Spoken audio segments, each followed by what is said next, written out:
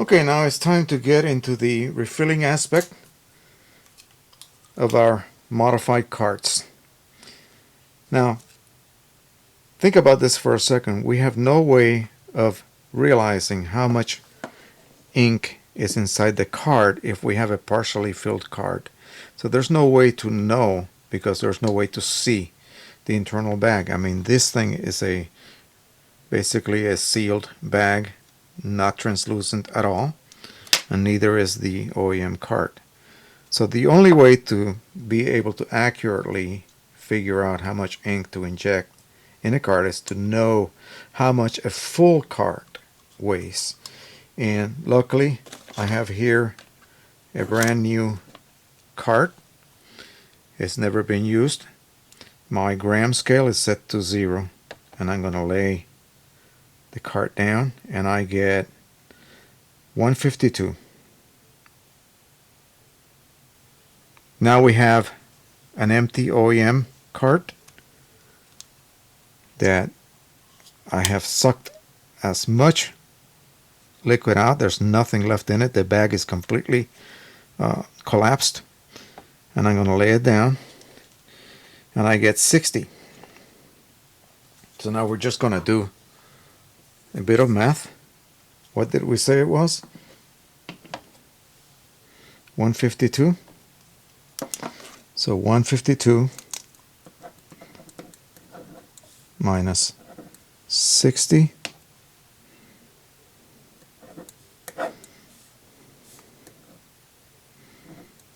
I'm terrible at math, you have to forgive me. We get 86 grams. Okay, so we get a difference of 86. Now, that's more than the reported capacity of the cart, but it could be that the ink actually weighs slightly more per gram. So we're just going to be a little bit conservative here, and we're just going to just change that to 80, and we're going to leave out the last 6 grams. Now remember, we're going to be refilling these when they reach about 15% of the stated capacity on the ink monitor. So now I have here a OEM cart that I originally had at about 40% capacity, and I modified it and refilled it with OEM yellow. It's been already reset, so this is ready to be used, and we have 154. So I could take out a bit of ink to bring it down to, say, 150, and that's entirely reasonable final weight. Okay, so say if whatever the card originally weighed, if you are harvesting OEM inks from large format or large capacity carts, and you have the luxury of being able to refill with OEM, then you can weigh it, say, when it is down to, say, 80 grams, and then just add whatever the balance is between 80 and 150. Okay, and that way, and as you're nearing the last few grams, and you can continually weigh it and figure out what your final weight should be, and that way you don't have an overfilled cart, which is a no-no. Now, make sure that you remove this plug when you refill them. Okay, you must be able to vent that air space, the pressurization space that the cartridge body creates with that mylar film that's welded onto the lower compartment. This bottom compartment, this top compartment can actually be removed, and you will see a film of plastic or mylar, and the bag resides inside there like such. So you have to vent that space when you are refilling it. Okay, so let's go ahead and give you a demonstration how you would proceed to refill. Okay, so I have a syringe with just plain water here, and I'm going to go ahead and insert a priming tip, and I would, in the sink or over a container, make sure that I remove all air out of the tip. Okay, and now it's simply a matter of inserting the tip into the port, angling it a little bit, just slightly, and inserting the ink. Let's assume this was real ink. I would then weigh it, and as you can see, the weight has increased. Now, ideally, of course, you would use, say, a 60 ml syringe. That way, say if you're short, if you're starting with a cart that already has between 20 and 25 ml of ink still left in it, then you could just load up a 60 ml syringe and add the remainder to bring it up to 150 final weight. And 150 is a safe weight. You don't need to go beyond that. The chips are very accurate, and they will declare the cart empty when you have about 10 to 13 ml left in the cart itself.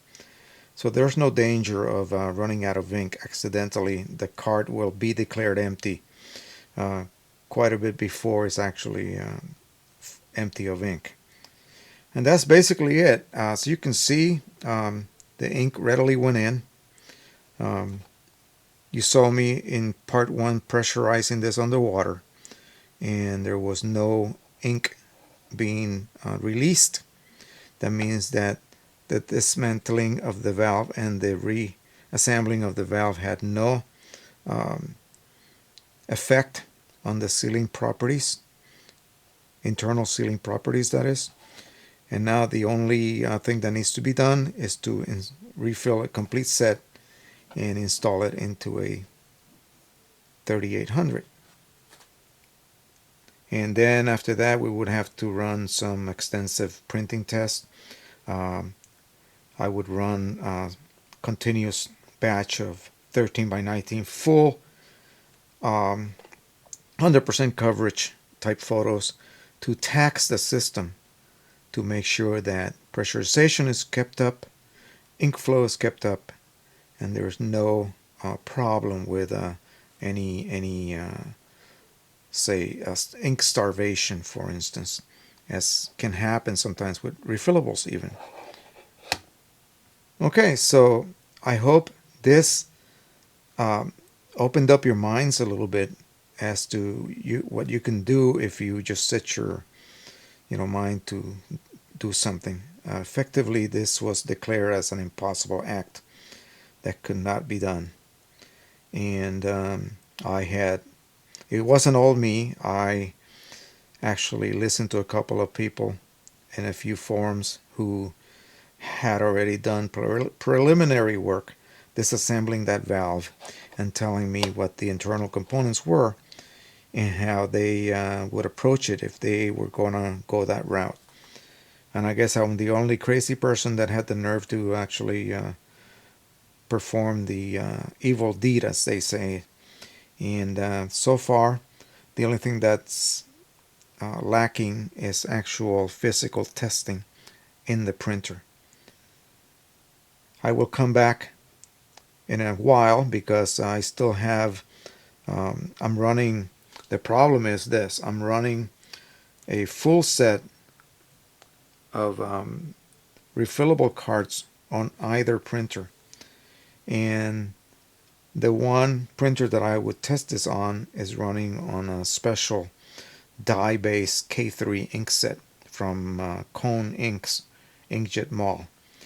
And I use that exclusively for printing on glossy and printing on luster and satin papers. The other printer I have exclusively set for printing on matte and art. So I still have a while to go while I modify the rest of the carts. And I'm going to go ahead and take the plunge and actually modify the OEM carts that still have OEM ink in them and use some of my spare OEM harvested ink. And then I'm going to replace the system that's in the matte printing printer, the one with the pigment inks that I'm only using for matte. And the reason behind that is this: most non-OEM K3 inks have a problem with gloss differential, and they're only really suitable for the very low gloss type papers, as well as, of course, art type papers and matte papers, those that don't have any issue with gloss differential. There's also problems with bronzing, and that occurs most of the time on any paper with any kind of sheen, especially in deep blacks. There are ways to work your way around that, but I figured since I still have so much OEM ink, I'm going to go ahead and reconvert that printer back to full OEM. And if I can get these original carts to work continuously and repeatedly and reliably, I'm definitely going to jump for that. And I'll just store my refillables and maybe use them on the other printer if need be. Okay, so I will come back, but not for a while. So with this information, you should be able to conduct your own experiments if you wish. And of course, you could always contact me. So until the next time, happy printing as always. Bye-bye.